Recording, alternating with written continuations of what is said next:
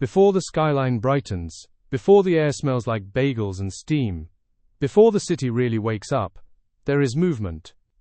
It does not happen on the avenues, where the traffic lights blink yellow at empty intersections. It happens in the spaces between the buildings. It happens under the riverbeds, in the deep pressurized tunnels, where the air is always still. It happens suspended high above the dark, choppy waters of the harbor where steel cables sing in the wind. Somewhere, beneath the hum of high-pressure sodium lights, a chain-link gate is rolled open. The metal rattles, just for a moment, a sharp sound that is quickly swallowed by the pre-dawn silence. A plastic badge is scanned against a black reader. A small beep. A green light. A thumb brushes dust from the collar of a heavy canvas jacket. A key is turned in an ignition. The radios are already crackling. They speak in a language of codes and quiet confirmations. Low voices. Calm voices. Voices that know the difference between a minor delay and a true problem. Tires echo over bridge decks, a rhythmic thrumming that sounds like a heartbeat. Thrum thrum. Thrum thrum. A gust of warm air rises from a subway grate carrying the scent of iron and damp earth. Doors open. Doors close. The Port Authority of New York and New Jersey doesn't sleep. Not really. It just changes its rhythm. It shifts from the chaotic allegro of the rush hour to the slow, steady adagio of the overnight watch. It is a machine that breathes. And this morning, neither does Frank. He stands in his kitchen for a moment, the linoleum cool through his socks. He buttons his coat. He picks up his thermos, the steel warm against his palm. And he begins another quiet day. Keys. Radios. Lights. He usually does. It is a habit formed over 30 years of shifts, a biological clock tuned not to the sun, but to the rhythms of the infrastructure he maintains. The room is gray. Not the bright gray of afternoon clouds, but the heavy, static gray of 4 a.m. The radiator ticks behind the wall. It is a metallic, expanding sound, heat moving through old iron pipes, waking up the house before the people do. Tick. Tick. Tick. It is the first machine he hears every morning. Outside it is still dark. Staten Island dark is different from the city dark. It is quieter here. There are fewer sirens. The sky above the streetlights glows a faint muddy orange, like the inside of a closed eyelid. It is the color of a city waiting for the sun. His apartment is a second-floor walk-up, tucked above a deli that won't open its shutters for another hour. The floorboards creak softly as he moves to the kitchen. He knows exactly where to step to avoid the loud squeaks. It is a dance he has perfected over a decade. The kitchen is narrow, tidy. Everything has its place. Frank is a man who appreciates order. A messy counter makes him feel uneasy, like a loose bolt on a guardrail. There are 2 magnets on the refrigerator door.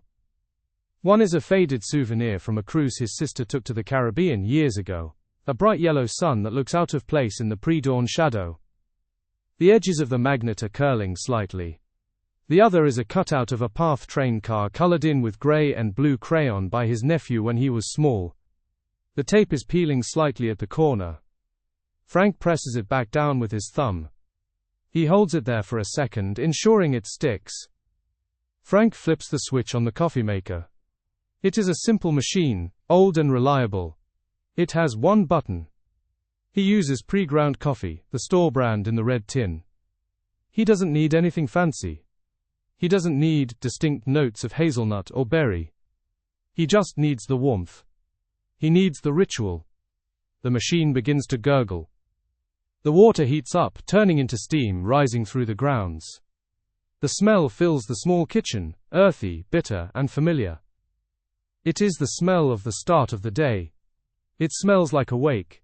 While it brews, he stands by the kitchen window. He rests his hands on the sill. The paint is cool and slightly rough. He looks out over the rooftops, toward the water. In the distance, the harbor is a flat, black expanse. He watches a ferry slide past. It is miles away, just a silent collection of lights, moving against the black water. It leaves no wake that he can see from here, just a smooth, steady progress toward Manhattan. He wonders who is on it at this hour. Nurses? Bakers? Other people who keep the city running while the bankers sleep. The coffee pot hisses, signaling it is done.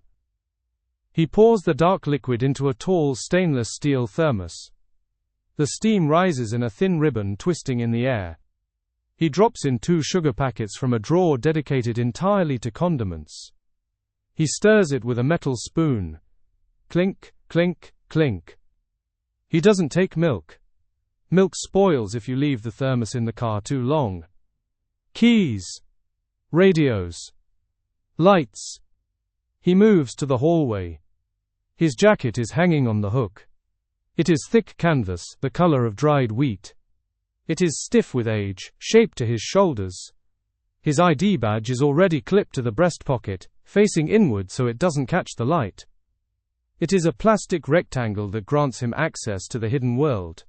His boots are by the door. He sits on the small wooden bench to lace them. They are broken in, shaped perfectly to his feet. The leather is scuffed at the toes but clean. He polishes them every Sunday while listening to the radio. He ties the laces tight. Double knots. He checks the tension. Good. He locks the apartment door behind him. The click of the deadbolt is sharp in the silent hallway. He tests the knob. Locked. Downstairs, on the street, the air is cold. It hits his face, waking him up more effectively than the coffee. It smells of the harbor, salt water and cold pavement, mixed with the rising scent of bread baking in the deli downstairs. Yeast and flour. The delivery guy is there, unloading crates of milk from a truck. The truck idles with a low diesel rumble. The driver gives Frank a sleepy nod as he lifts a crate. Frank nods back. No words are needed. It is too early for conversation. They are both soldiers of the early watch. Frank gets in his car. The door hinge squeaks slightly. He notes it mentally. Needs grease. The interior is cold, retaining the chill of the night. He can see his breath for a moment before he turns the key. The engine catches, a low rumble that vibrates through the steering wheel. He lets the defroster hum a moment, clearing a small patch of condensation from the windshield.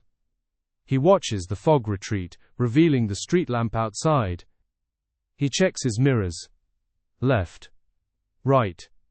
Rear view. He backs out. Tires on wet pavement.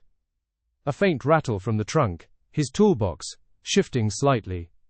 He knows every sound his car makes. If something sounds different, he fixes it. The radio is set low. A classical station. A cello plays a slow, morning note that matches the graying sky. It is calm. It is steady. He drives toward the highway. The streets are empty. The traffic lights cycle through their colors for no one. Green. Yellow. Red. Green. The Verrazano Bridge looms in the distance. It is a massive harp of steel cables strung against the dawn. The lights on the towers blink slowly. It is the gateway. He is headed for the Port Authority bus terminal. He is headed for the machine. The deep charcoal is bleeding into a bruised purple, then a pale, cold blue. The stars are gone, dissolved by the coming light. The transition from the open road to the tunnel is sudden. The daylight vanishes, replaced by the yellow-orange wash of safety lights. The air changes here. The garage smells faintly of diesel exhaust, rubber matting and damp concrete. It is a heavy smell.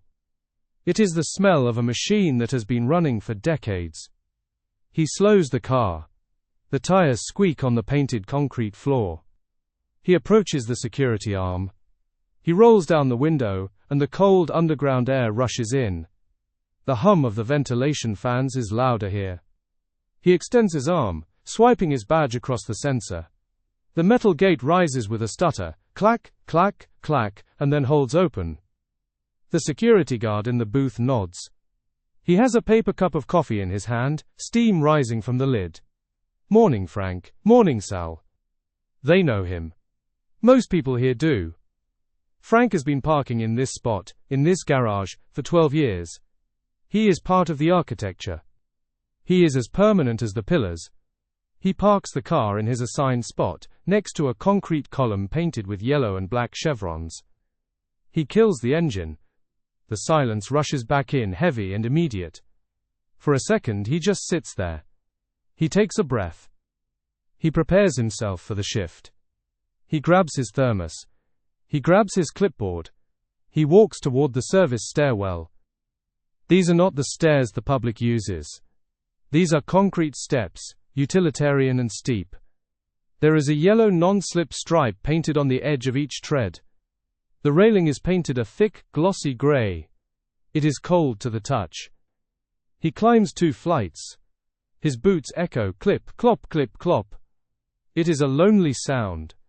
He opens the heavy steel door at the top and steps into the mechanical hallway. This corridor runs behind the public floors, a secret artery hidden behind the retail walls and ticket counters. It is always cooler back here. The air is conditioned, filtered, keeping the equipment at a steady temperature. It hums. The sound is a constant low-frequency vibration that you feel in your teeth more than you hear with your ears. It is the pulse of the building. He walks past rows of breakers and fire control panels. Green lights blink in the darkness. Every blink is a signal: I am working. I am watching. I am safe. He reaches the operations office. It is a small room with glass walls looking out over the corridor.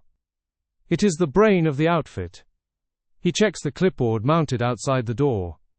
The overnight report is already in the tray waiting for him. The paper is crisp. He likes the feel of fresh paper in the morning. He puts on his reading glasses. He scans the list. 1 HVAC ticket on the 3rd floor, a fan belt squeaking. 2 elevator resets in the south wing. A minor leak in a utility closet near the break room. No major flags. No crises. The overnight crew did their job.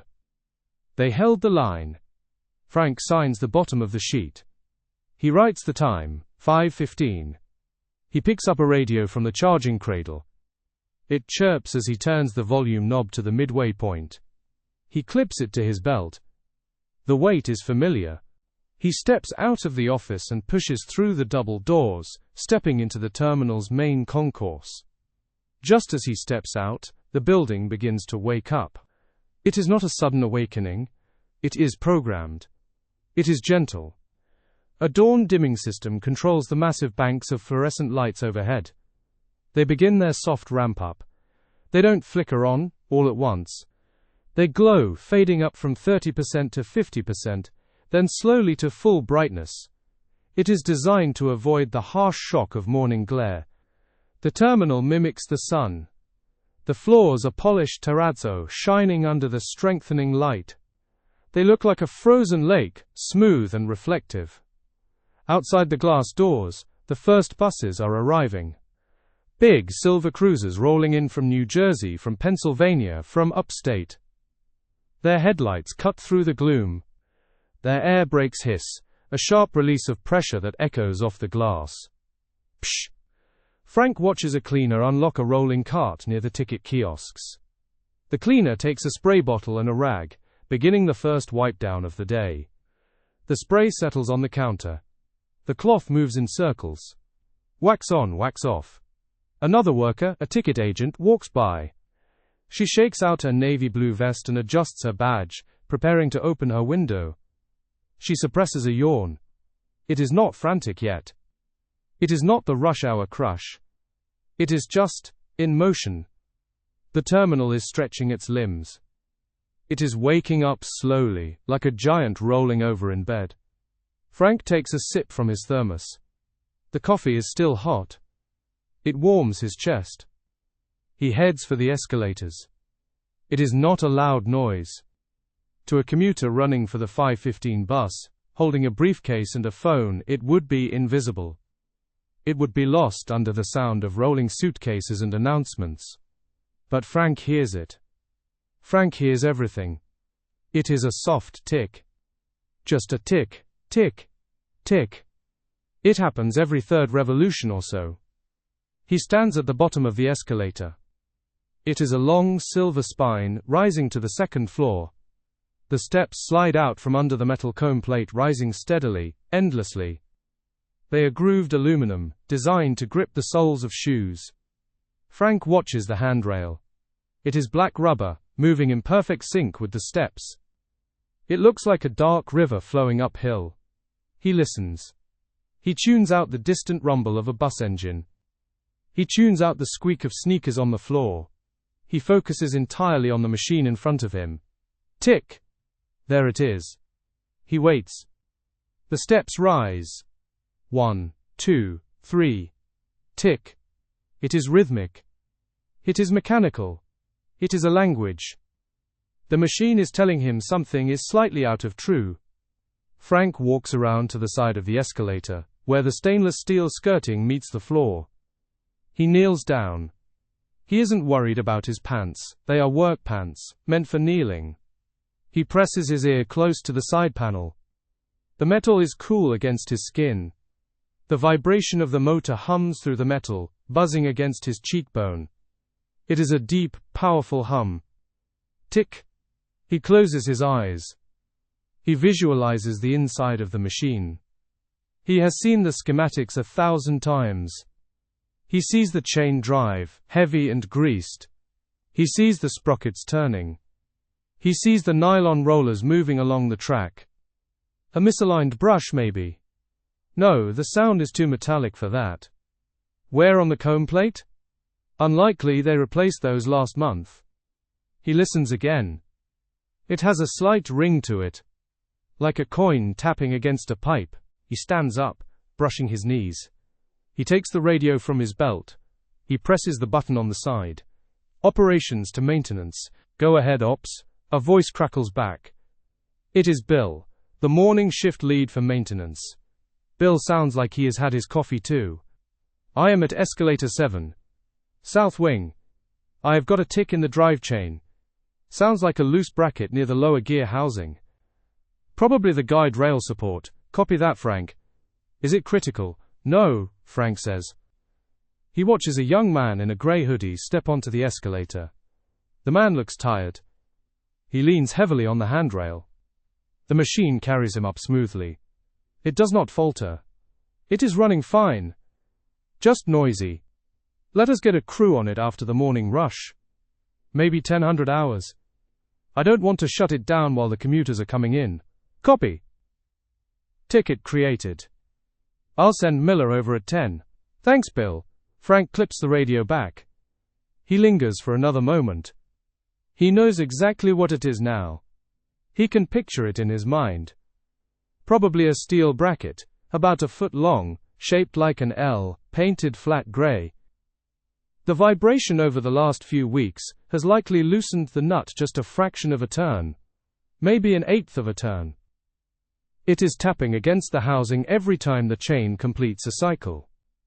He reaches into his pocket and pulls out a small roll of yellow caution tape, just in case, but decides against it. The machine is safe. It is just complaining. He tags the escalator log on his clipboard instead. Monitor for sound. Ticket number 4092. Around him the terminal begins to fill. The coffee stand nearby rolls up its metal security gate with a loud clatter. Clack, clack, bang. The smell of fresh espresso hits the air, sharp and bright, mingling with the smell of Frank's own store-brand coffee. The espresso machine hisses steam. A man in a grey suit checks his watch, then his phone. He looks stressed. He taps his foot. A woman in blue medical scrubs walks briskly toward her gate, holding a bagel wrapped in wax paper. She looks focused. Doors opening. Doors closing. Frank watches the steps of escalator 7 rise. Smooth. Steady. Tick. He nods to the machine. He understands it. He respects it. It carries thousands of people every day, never complaining, never stopping, asking only for a little grease and a tightened bolt now and then. Frank moves on. They walk past them every day, thousands of them. They rush by, dragging suitcases, checking phones, holding children's hands. They brush against grey metal doors without ever wondering what lies behind them. To the commuter, these doors are just part of the wall. To Frank, they are portals. Frank steps up to one of these doors. It is located in a long, nondescript hallway near the ticket counters. It is unmarked, except for a small severe plaque that reads "Authorized personnel only." The paint on the door is a thick, industrial gray layer upon layer applied over the decades. He pulls a key ring from his belt. It jingles softly, a heavy ring with 20 keys of different shapes and sizes. Some are small and brass, for filing cabinets. Others are long and steel, for padlock gates. He knows them all by touch. He doesn't need to look. His thumb finds the right one instantly. He inserts the key. It slides in with a smooth metallic scrape. The lock turns with a satisfying heavy thud. Thunk. He opens the door and steps through. The transition is immediate. The noise of the terminal cuts out instantly. It is like stepping into an airlock, or diving underwater. The roar of the crowd, the announcements, the squeak of sneakers, the rumble of the buses, it all vanishes. It is replaced by a deep, steady hum.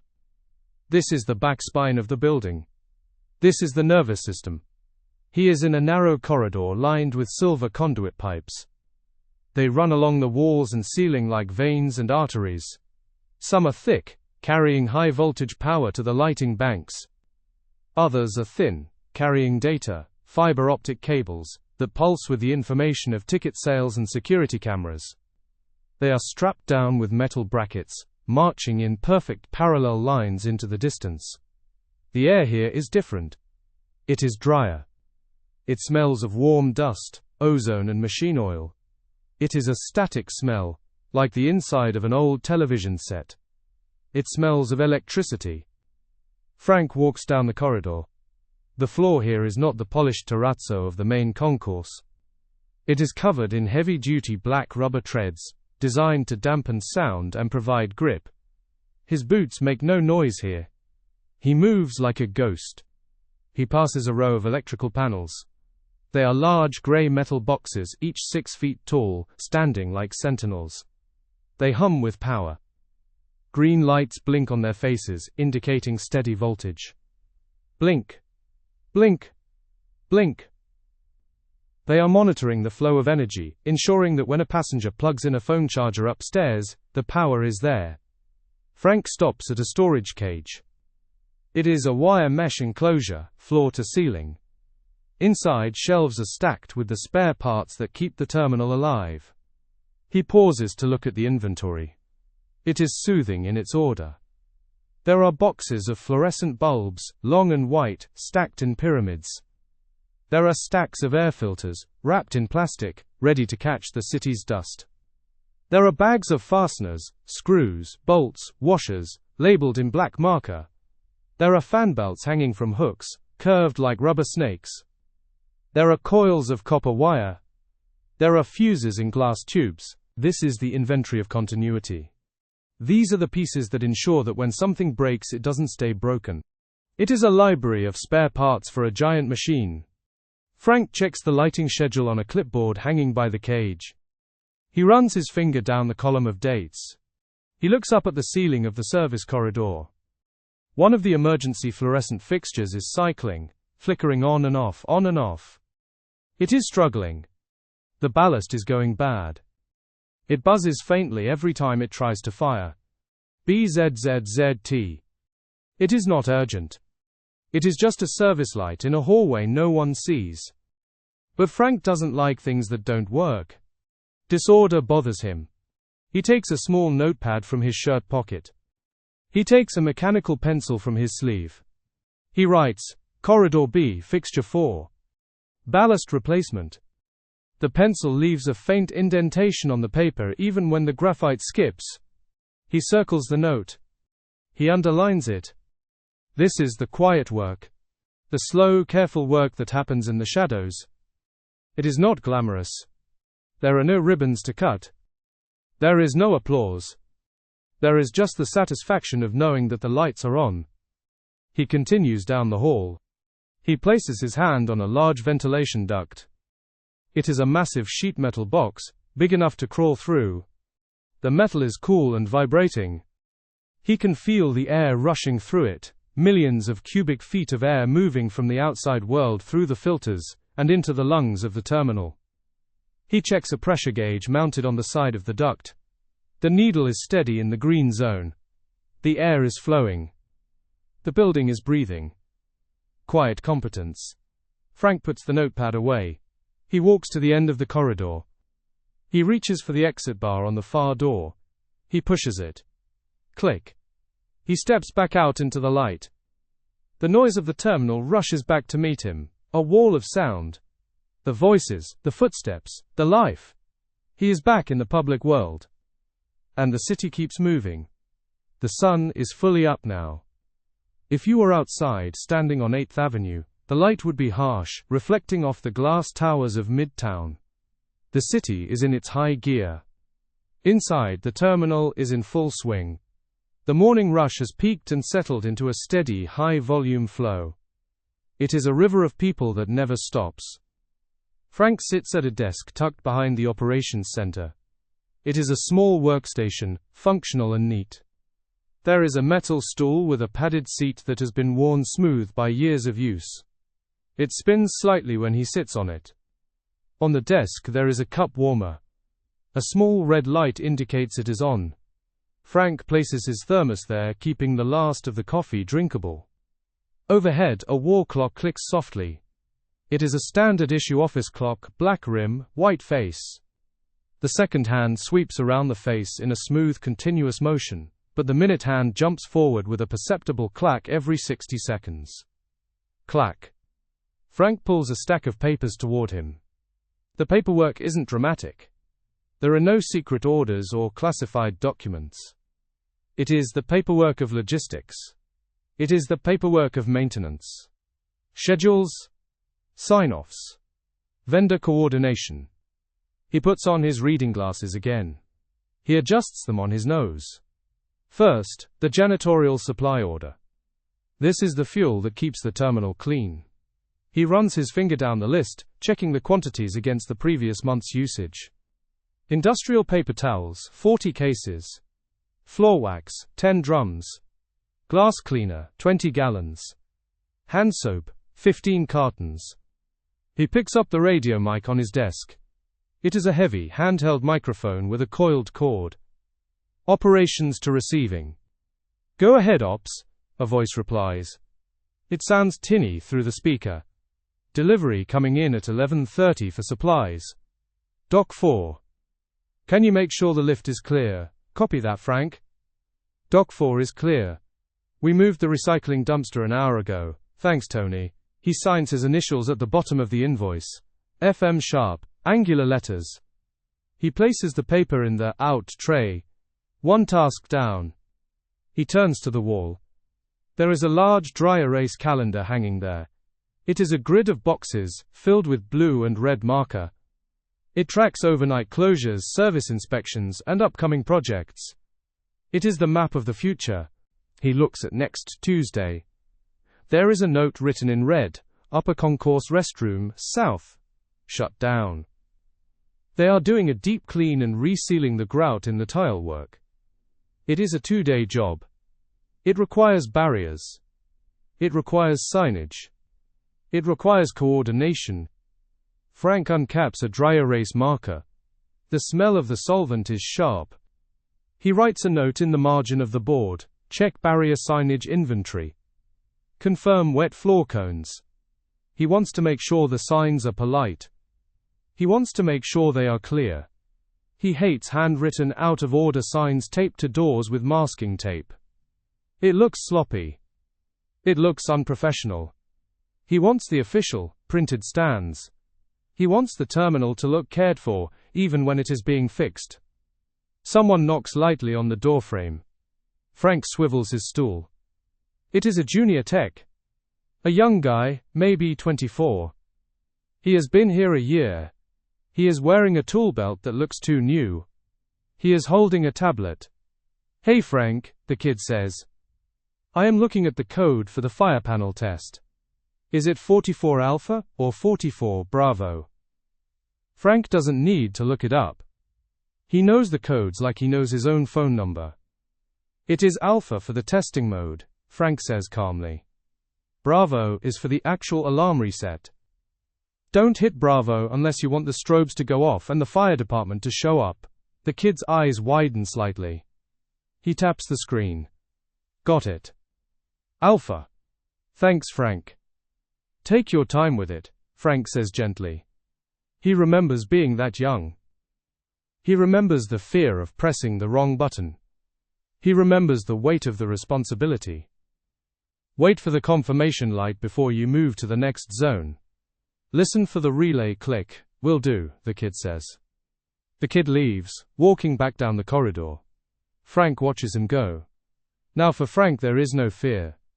Only process. Only the checklist. He turns back to his desk. He picks up his thermos. The coffee is lukewarm now, a little stale but comforting. He takes a sip. It tastes like the office. He looks at the clock. Clack. Another minute gone. The paperwork is done for now. The supplies are ordered. The schedule is set. The questions are answered. Quiet competence. And the city keeps moving. Its reach stretches across the rivers, spanning the water that separates the states. It binds the land together with steel and asphalt. Frank drives out during his lunch hour. He doesn't have to, but he wants to check on a report himself. A sensor on a pedestrian overpass near the bridge approach has been flagging a vibration alert. The computer says it is fine, but Frank trusts his hands more than the computer. He takes a department sedan. It is a white Ford, unremarkable except for the orange light bar on the roof and the seal on the door. He drives north, away from the terminal. He merges onto the highway. The traffic is moderate. He stays in the right lane, cruising at the speed limit. From the access road, he can see the George Washington Bridge in the distance. It is a gray giant, straddling the Hudson River. The towers rise up, stone and steel, disappearing into the haze of the afternoon sky. It looks immovable. It looks eternal. A massive cable, thick as a tree trunk, dips gently between the towers. It looks rigid, but Frank knows it isn't. Bridges breathe. Just a little. The steel expands in the summer heat, stretching out. It contracts in the winter cold, pulling tight. The wind pushes against it. The traffic, thousands of cars and trucks, millions of tons of steel, pushes rhythms into the structure. Frank parks the car near the maintenance access for the pedestrian walkway. He puts on a high-visibility yellow vest. He puts on his hard hat. He clips his radio to the vest. He steps out. The wind hits him immediately. Up here, above the river, the air is always moving.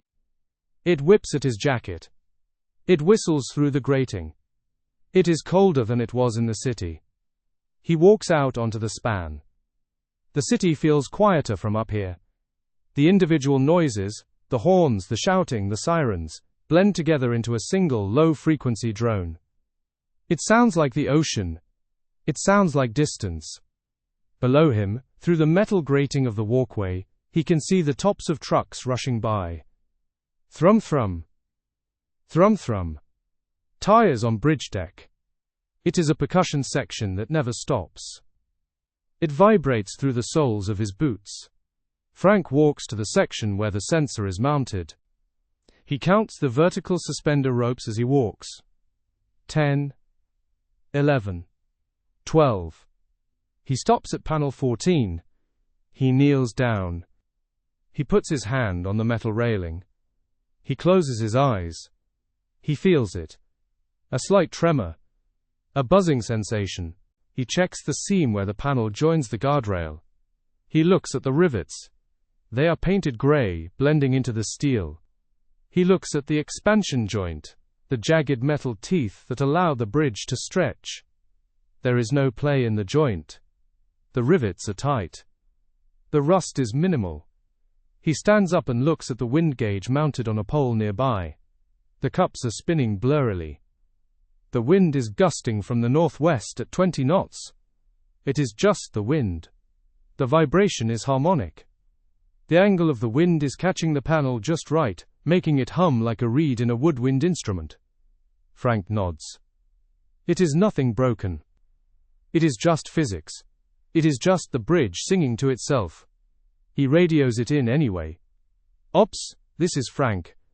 I am at the overpass. Vibration is wind-related.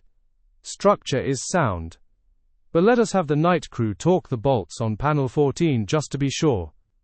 A quarter turn should stop the humming. Copy, Frank. We'll add it to the sheet. He leans for a moment on the railing. He looks out at the water. The Hudson is grey and choppy today. Whitecaps dot the surface. Far below, a tugboat is pushing a barge upriver. It moves incredibly slowly. It looks like a toy in a bathtub. A small plume of white smoke rises from its stack and is instantly snatched away by the wind. The tugboat pushes against the current. The bridge holds against the wind. The cars drive over the deck. Everything is working. The tension holds. The balance is maintained. Frank takes a deep breath of the cold river air. It tastes clean here. He turns back toward the car. He walks slowly, feeling the bridge move slightly under his feet with every gust. He trusts it. He knows how it was built. And the city keeps moving. The white sedan hums along the highway. He parks it in the lower garage, backing it carefully into its reserved spot. He returns the keys to the dispatch board, hanging them on hook number 4. He heads up to the mezzanine level for lunch. He bypasses the flashy chains with their bright logos and digital menus. He goes to a vendor he likes, a small deli counter tucked between a newsstand and a shoeshine station. It has been there as long as he has. The sign is faded, the letters slightly peeling. The owner, a guy named Leo, sees him coming. Leo is wiping down the counter with a white rag. The usual, Frank? Leo asks, not stopping his work. The usual, Leo. Thanks. Frank doesn't need to order. Leo knows. A turkey sandwich on rye bread. No tomato. It makes the bread soggy, and Frank dislikes soggy bread. A small bag of plain potato chips. A bottle of orange soda.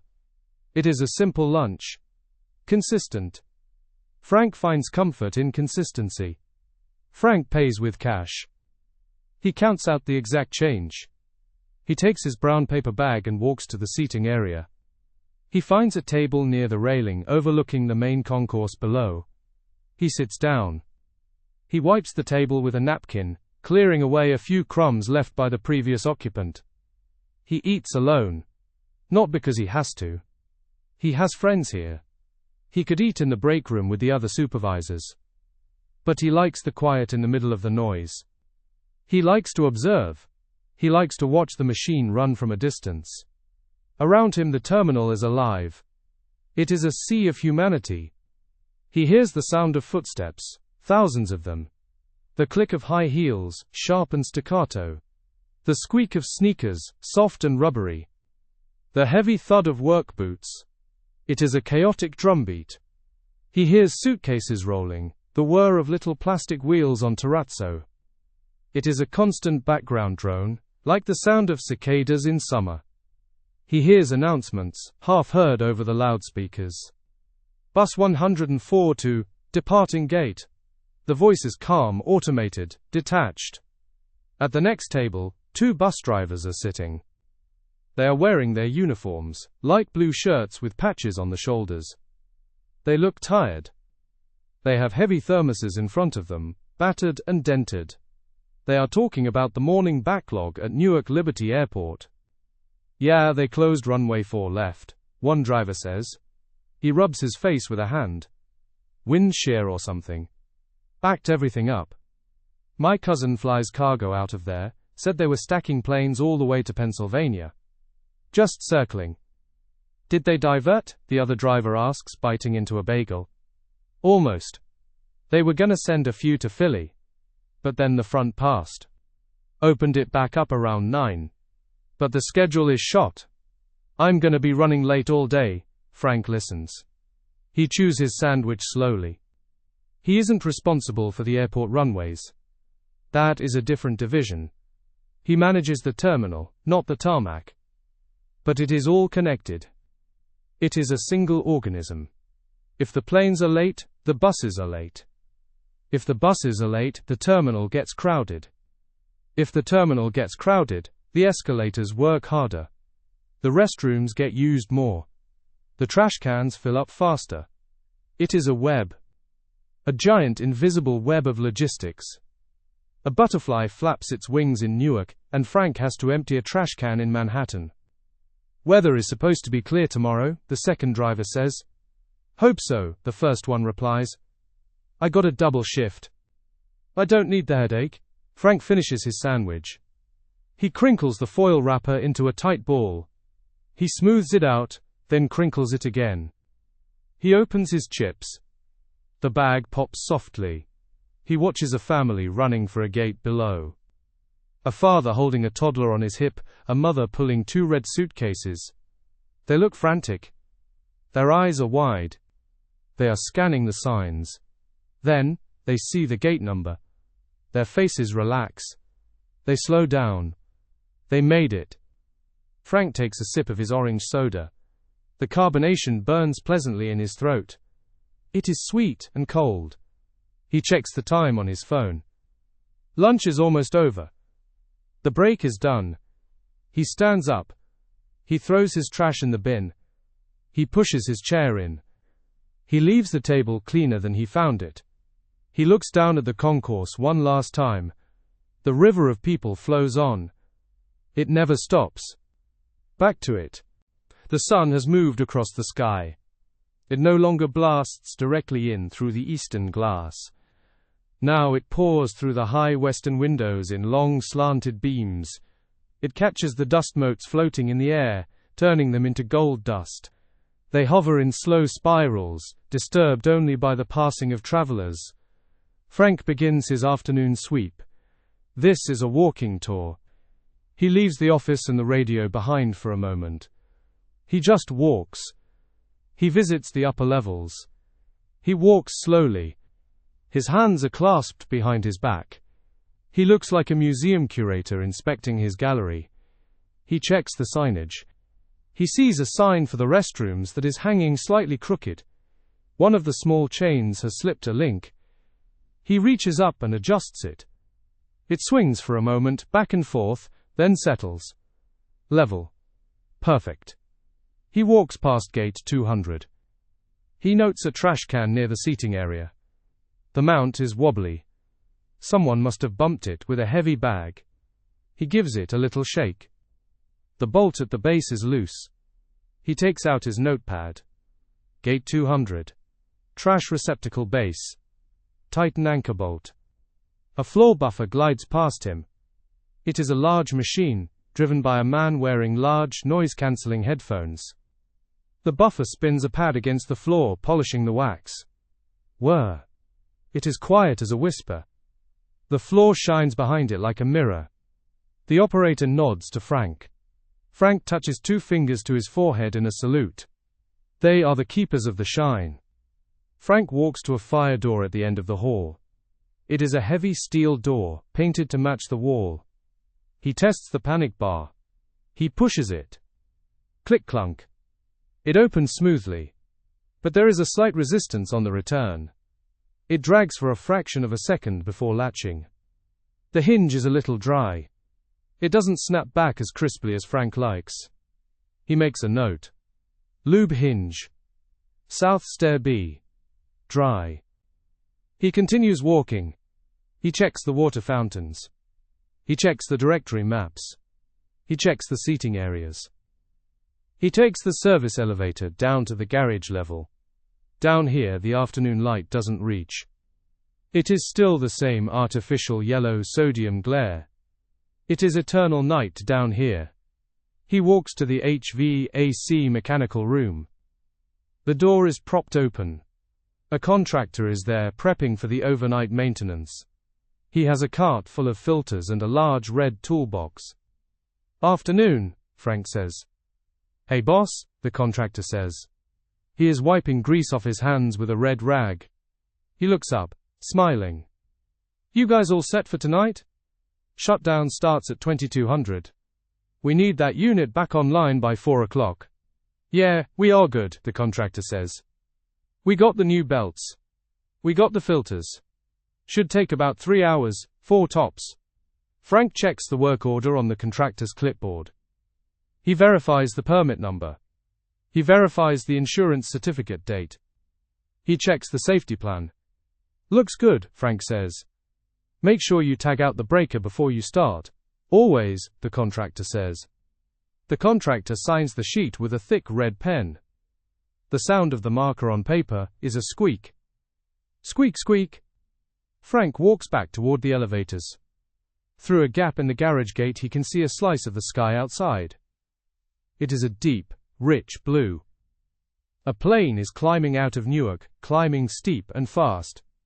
It draws a stark white condensation trail across the blue. The line expands slowly, drifting in the wind. The plane is going somewhere. Maybe London. Maybe Los Angeles. The buses are going somewhere. The people are going somewhere. Frank stays here. He keeps the platform steady so they can leave. He is the anchor. And the city keeps moving. It is not on any report. No one called it in. It is just something he notices as he passes by on his way back to the office. A bracket holding the handrail to the wall has come loose. Just a little. The screw has backed out about 1/4 of an inch. The rail wiggles if you grab it hard. Clack, clack. Frank stops. He looks at it. He could write a ticket. He could call maintenance. He could put a piece of tape on it. They would come in an hour, or maybe tomorrow, and fix it. It is not dangerous. It is just annoying. But he is here now. And he has 5 minutes. He walks back to the operations office. He goes to his locker. He takes out a small canvas zipper bag. It is his personal kit. It is old, stained with oil and grease. He returns to the stairwell a few minutes later. It is empty. The echo of distant footsteps bounces off the concrete walls. He opens the kit. He lays it on the step. He lays out his tools like a surgeon. A screwdriver with a yellow handle. A small adjustable wrench. A tube of blue threadlock. He kneels on the concrete step. The cold seeps through his trousers. He examines the screw. It is a Phillips head. The slot is clean. He takes the screwdriver. He backs the screw out carefully. He holds it in his palm. It is cool steel, heavy for its size. He takes the tube of threadlock. He squeezes a tiny drop of blue liquid onto the threads of the screw. Just a drop. It smells chemical and sweet. This will keep it from vibrating loose again. He puts the screw back into the hole. He threads it in with his fingers first, making sure it doesn't cross-thread. He lines up the bracket. He uses his left hand to hold the rail firm against the wall. He uses his right hand to turn the driver. Twist. Twist. Twist. He feels the threads catch. He feels the resistance grow as the screw bites into the anchor. He gives it one final turn. He puts his shoulder into it. He feels it bottom out. Tight. Flush. He puts the screwdriver down. He grabs the rail with both hands and gives it a shake. Solid. It doesn't move a millimeter. It is part of the wall again. It is strong. A simple fix. It took 3 minutes. No one will ever know he did it. No one will ever thank him for it. The thousands of hands that will grab this rail over the next year will never know that it was loose today. But there is a rightness to it. It satisfies him. Hands that know the angle. The feel of a thread catching. The restoration of order. It is a small victory against entropy. He puts his tools back in the canvas bag. He zips it shut. Z, Z, Z, Z, Z, Z, Z, Z, P. No announcement. No fanfare. No medal. Just, done. He stands up. He brushes the dust from his knees. He picks up his bag. And the city keeps moving. The pace doesn't fall off a cliff. The terminal doesn't suddenly empty out. It just softens. It is a gradual deceleration, like a train coming into a station. The rush hour intensity fades. The frantic running for buses slows down. The crowd thins out, leaving more space between the travelers. The air feels less compressed. The light inside the terminal dims again. The building management system senses the darkness gathering outside on 8th Avenue. It sends a signal to the lighting banks. Ramp down. The interior levels lower to match the mood, creating a warmer, more intimate atmosphere. The harsh white edges of the day melt into amber and soft yellow. It feels like a library now, not a transit hub. Announcements grow more spaced out. There are longer pauses of silence between them. The voice on the PA system sounds sleepier. The air feels a little cooler as the automatic doors open and close less frequently. The heat of the day dissipates, pulled out by the ventilation fans. Frank goes back to the operations desk. It is time to close out his shift. He sits on the stool. He rests his elbows on the desk.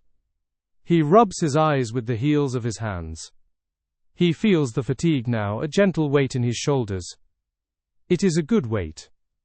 It is the weight of a day used up. He opens the overnight logbook.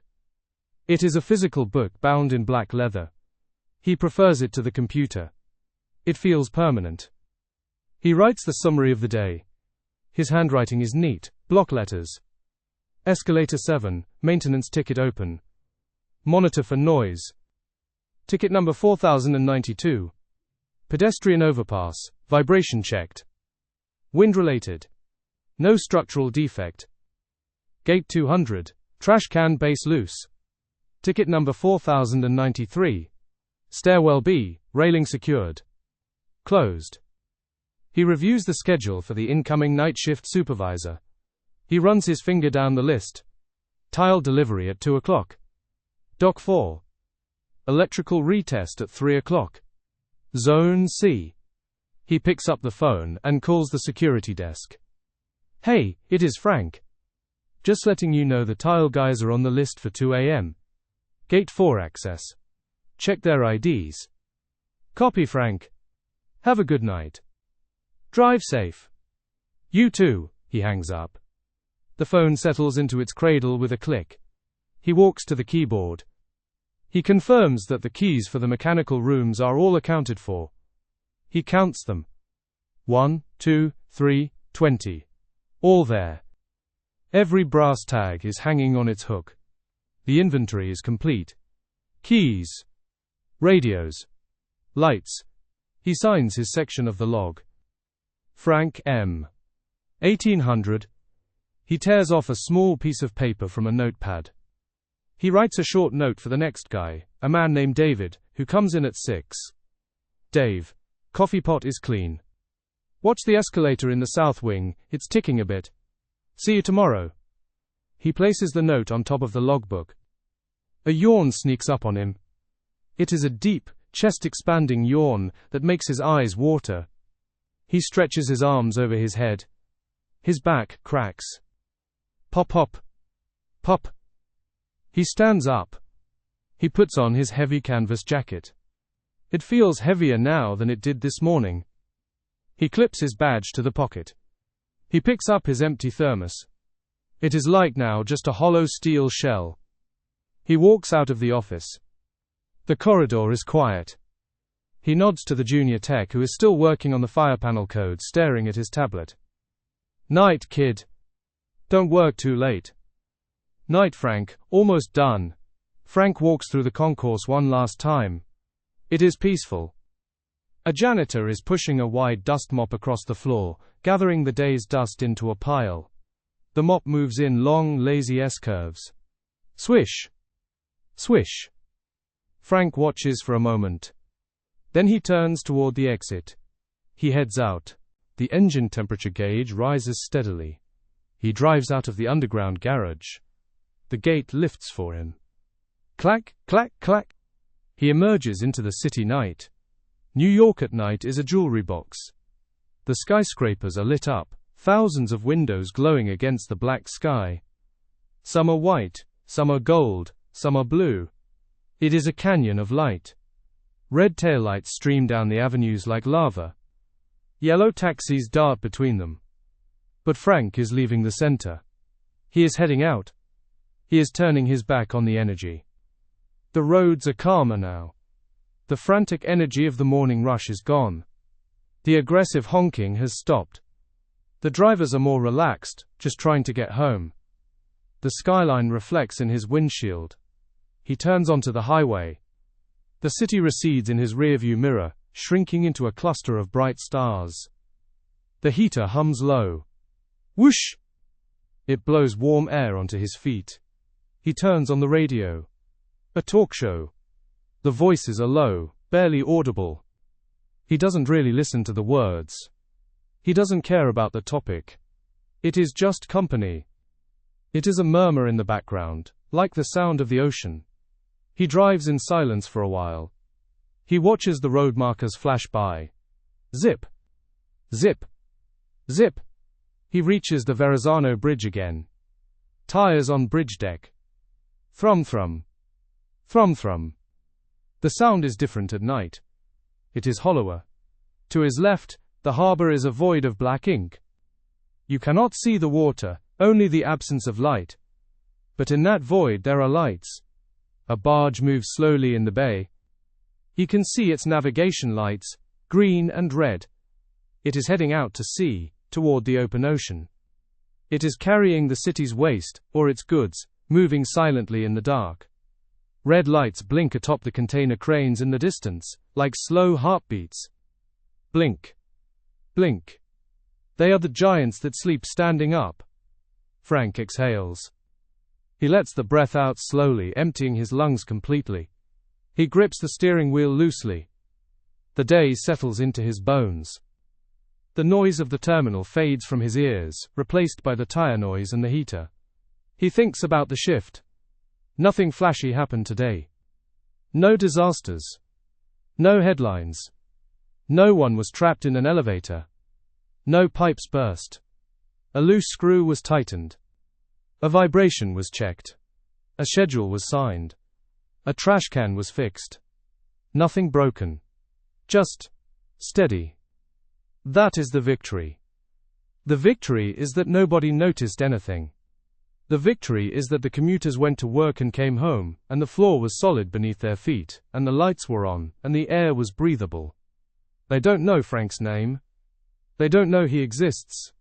And that is exactly how he wants it. And the city keeps moving. The sodium streetlights cast long, orange shadows across the pavement. Frank parks behind the deli. The lights in the shop are off. The security shutters are pulled down tight. The morning delivery crates are gone, replaced by empty pallets stacked neatly against the wall. He gets out of the car. He closes the door softly. He locks it. Chirp. He walks up the stairs to his apartment. The wood creaks. Creak. Creak. It is the sound of home. He unlocks his apartment door. The key turns smoothly. Inside, the air is still and warm. It smells of old books and faint laundry detergent. The radiator ticks again, welcoming him back. Tick, tick. He shrugs off his jacket. He hangs it on the hook. The heavy canvas settles with a rustle. The badge catches the light from the street lamp outside. He sits on the bench. He unlaces his boots. 1, 2. He pulls them off. His feet are tired. He places the boots by the door, perfectly aligned, toes pointing out. He walks into the kitchen in his socks. The linoleum is soft. The thermos goes in the sink. He rinses it out. The water swirls down the drain.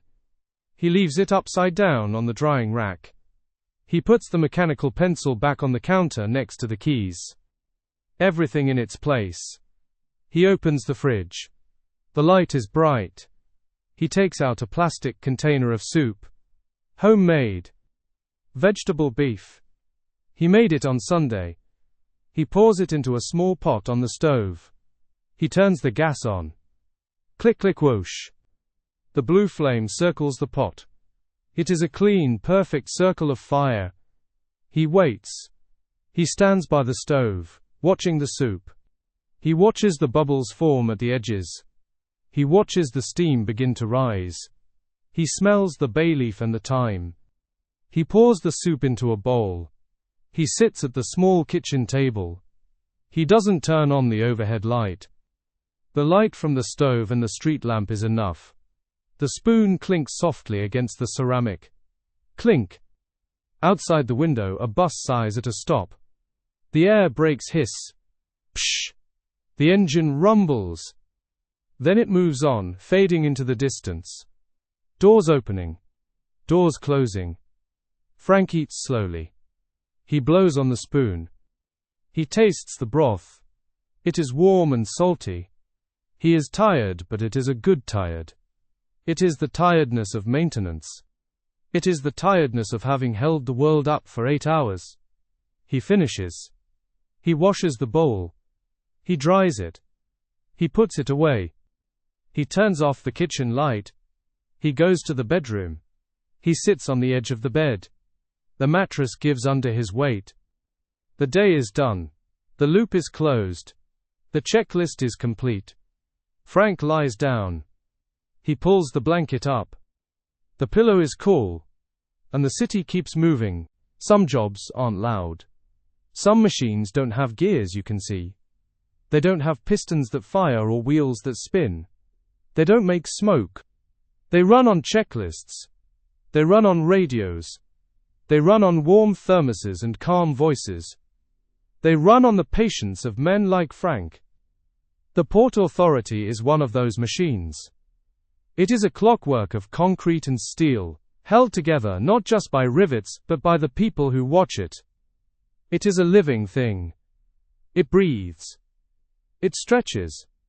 It sleeps. And Frank is one of the people who keeps it breathing. Not with headlines, but with presence. With a screwdriver in a pocket. With a signature on a form. With a hand on a railing checking for vibration. With quiet competence. Keys. Radios. Lights. Frank closes his eyes. The radiator ticks. The ferry crosses the dark water. The bridge breathes in the wind. The signal lights blink on the panels. And the city keeps moving. Good night.